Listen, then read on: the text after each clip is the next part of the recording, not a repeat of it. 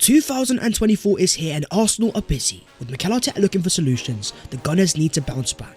So today we'll break down the truth behind all of Arsenal's problems, discuss a new move for a defensive wonderkid, get the latest on a forward potential signing, and reveal the hidden stats that will leave Arsenal fans surprised.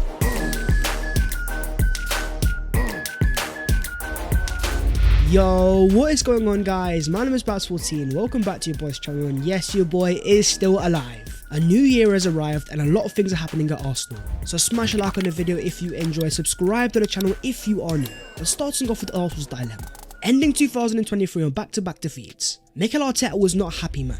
After the game against Fulham saying, "A painful and sad day. A few days ago we lost a game we deserved to win. Today was a different story. We aren't good enough." Now Mikel Arteta has a point. In the game against West Ham, Arsenal made chances, and as the XG shows, Arsenal making 2.73 in total, but it was a different story against Fulham. A 2-1 defeat to end the year.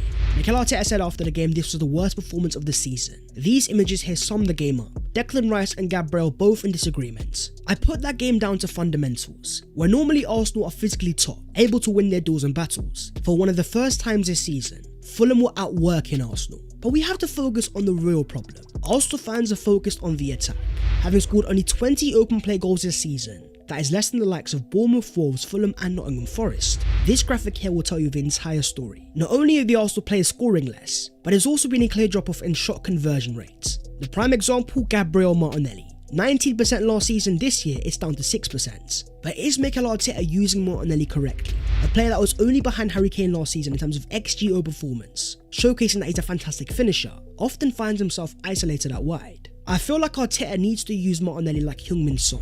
You focus on the Arsenal goal against Fulham. Martinelli's able to drive towards the Fulham goal and take a shot off. To maximise him though, there's something Mikel Arteta needs to focus on. We are talking about Kai Havertz and him not being a passing profile. The prime example being this moment against Fulham. With Arsenal on the counter-attack, Havertz has a chance to play Martinelli in, but the pass is completely off. The issue comes down to balance, where on the right hand side Arsenal have two ball to feet players. On the left hand side we've got two runners, players that need to be at the end of the passes. The Arsenal attack is disjointed. We're lacking a clear goal scorer, so why not put Martinelli closer to goal by giving him a passing profile like Martin Odegaard?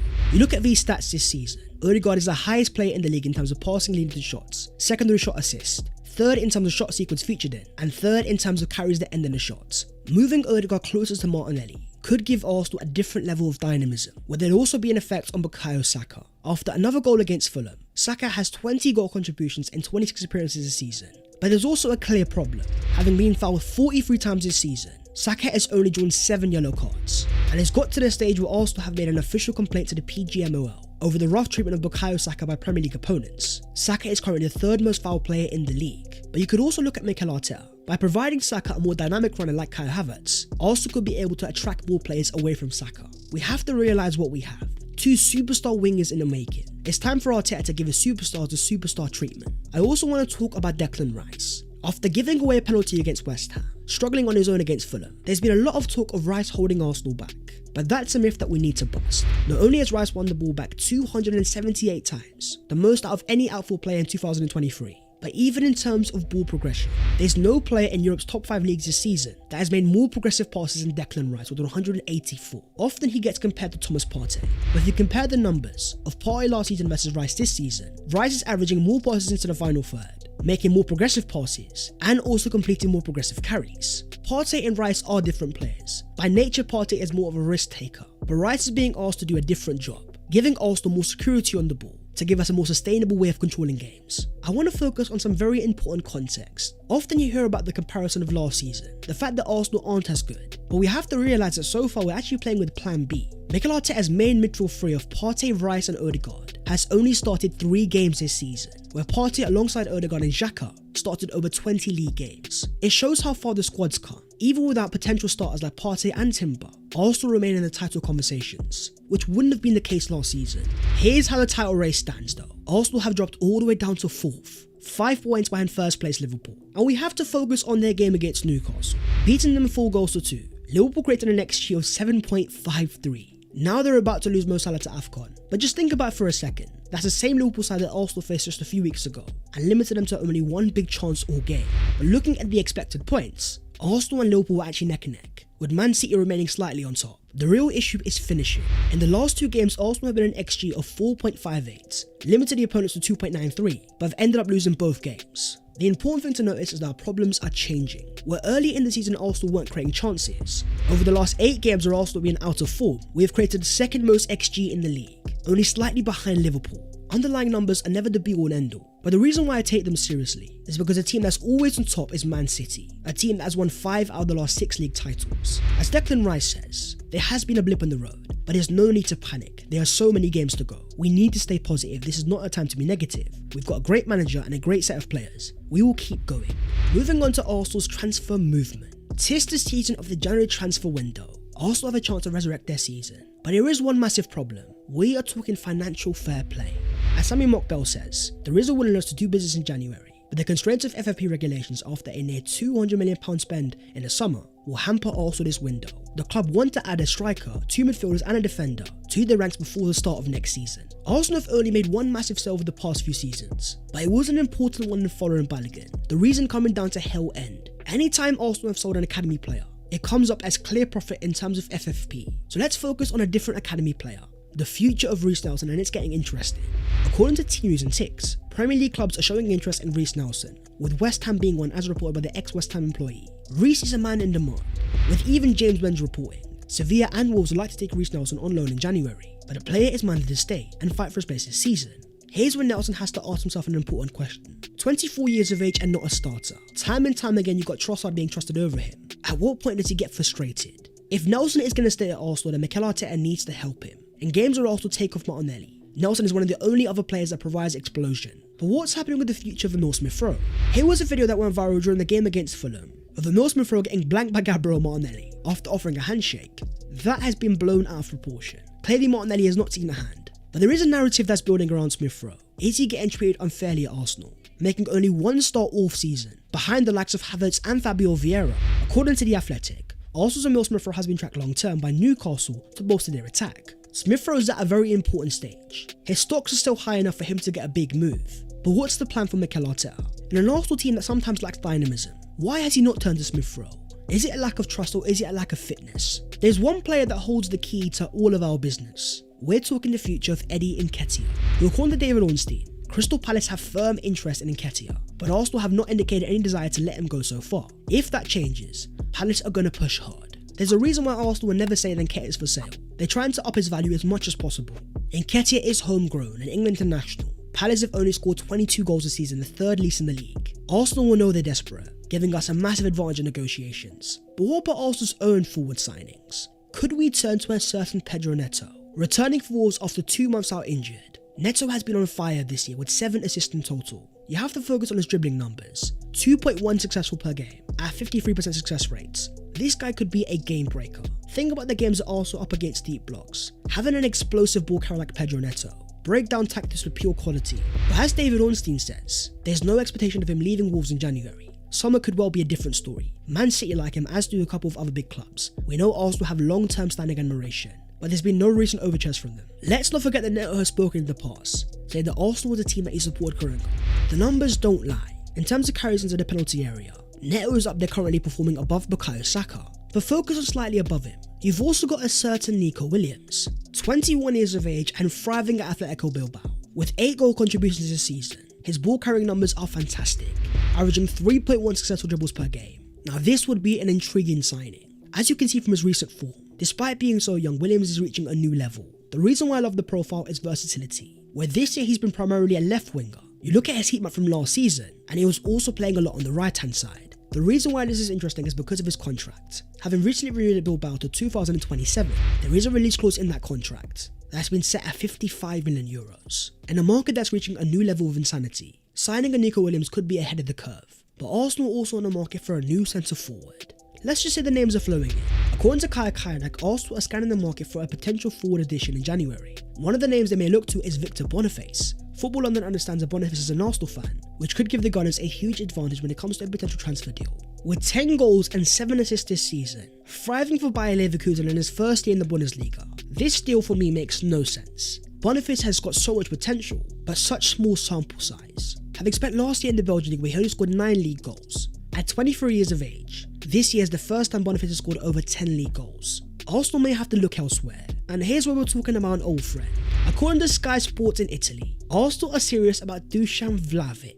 With Juve willing to listen to offers, Vlahovic is considered a less expensive option than Tony. If Arsenal offer more than 60 million euros, the deal could be done immediately. Still only 23 years of age, Vlahovic is stagnating. Where Arsenal wanted him back in 2022, a year he scored 24 league goals. This year he scored 6 in 16 appearances. He's underperformed his XG, missed a total of 9 big chances and had a goal conversion rate of 13%. This is where I've got my concerns. Yes, Vlahovic would give Arsenal a focal point, but is he a reliable option to be our Erling Haaland? The Juve director has spoken. A bid from Arsenal for Dusan Vlahovic, we don't know anything about that story. There's nothing. Vlahovic is not for sale. Staying in the Serie A though, we have to talk about Victor Osimhen, who has been causing chaos. In celebrating his 25th birthday, Osimhen replied to a post of him in a Chelsea shirt, with a caption, "Please come and rescue Chelsea soon," with Osimhen's response being a praying and heart emoji. The fact that Chelsea want him alongside Arsenal, you should always take a player's social media with a pinch of salt. The prime example being Mykhailo Mudryk, a player that was on his knees for Arsenal, posting photos of Arteta, but ended up signing for Chelsea. According to The Athletic, Osimhen still wants to play in the Champions League and Chelsea, barring a miracle, won't be in it until 2025-26, unlike Arsenal. But talking about Osimhen always opens up a different conversation. What's happening with Ivan Toney? According to Sammy Mokbel, Arsenal are very interested. He's towards, if not the top of Arsenal's recruitment list for a striker, but Brentford will still want between 80 to 100 million pounds in January, a near impossible deal to do without outgoings. But the real question comes down to priorities. As important as a forward may be, Arsenal are at the bare bones defensively. With Ben White playing with a knock, they've also lost Takehiro Tomiyasu, who is joining up with the Japan national team to play for them in the Asia Cup. Which defender could Arsenal be signing? Well, according to The Athletic, Arsenal have interest in Bayern Munich defender Matthijs de Ligt, although any deal is likely to take place in the summer. Having missed most of the season via injury, de Ligt has only started 3 games in the Bundesliga, but this does not make sense to me. 24 years of age and the peak of his powers, having signed for Bayern in 2022, even though he's able to play on the left and right hand side, he would want to be a guaranteed starter at Arsenal. With Gabriel and Saliba both fantastic, Arsenal will have other names on the list, but that won't be a certain Radu Dragusin. A reported Arsenal target, as Fabrizio Romano confirms, Tottenham have agreed personal terms with Radu Dragusin over a long-term contract, with negotiations ongoing in Genoa. Could Arsenal go to Portugal instead? Well, according to Peter Roque, Arsenal have been in touch with the family of Sporting Lisbon defender Ousmane Diamonde, with Arsenal being keen to bring the player to the Premier League. A move is more likely to materialise in the summer. Arsenal want to sign important players, but they aren't always available. It's more a market of opportunities. They think about our current captain and Martin Odegaard. He only signed for Arsenal because he became a last-minute chance. That's when we need to focus on a certain player from Ajax. According to reports in the UK, Arsenal are plotting a move for Ajax teenage defender Jorrel Hato, as the club look to strengthen Mikel Arteta's defence in the long term. The intriguing thing here is the contract. In the final 18 months of his deal, not only could Arsenal sign him on a cheap, but by signing him before he turns 18, in 3 years time Hato would count as a homegrown player. Let's just say the quality is not lacking. Despite being a teenager, he's ripping apart the Eredivisie, making the most tackles, winning the most ground duels, making the most take-ons, and the most interceptions inside the box. This would be a move to lock up the left-hand side. Not only could he learn from Gabriel, but also potentially play as a left-back, act as Arsenal's Nathan Ake profile. You can't forget about the midfield. With many Arsenal fans still believing we need to properly replace Xhaka, we need to go to Everton. But according to Fraser Fletcher, Arsenal have made an approach to sign Everton midfielder Amadou Onana in the current transfer window. Mikel Arteta is a huge admirer, and Arsenal want to bring him in this month. This transfer rumour has history. A report back in 2022 confirmed that Arsenal were very interested in Amadou Onana, with a meeting even taking place with his entourage. Look at his heat map and you'll notice that he plays a lot of his minutes on the left-hand side of midfield. The real standout feature is his duel winning ability. Standing at 6'5", Onana is a monster, winning a whopping 7 ground duels this season at 65% success rate. He also wins a whopping 71% of aerial duels, which is important because of Kai Havertz, a player that Arteta starts to give Arsenal a target. Onana would give Arsenal balance, a massive frame to provide Raya a target, but also natural midfield ball playing ability. The idea of him playing alongside Declan Rice. Arsenal would have 2 dual winning monsters, and that could be perfect especially when it comes to the Champions League. Moving on to the other Arsenal news today. Takehiro Tomiyasu may be going to the Asia Cup, but his future is getting interesting. As a Fabrizio Romano exclusive reveals, Arsenal are advancing into the final stages of negotiations for Takehiro Tomiyasu's new long-term contract, with a salary rise. It is getting closer. Tomiyasu will not leave Arsenal in January. He's 100% of Arsenal's plans, despite links to Italian clubs.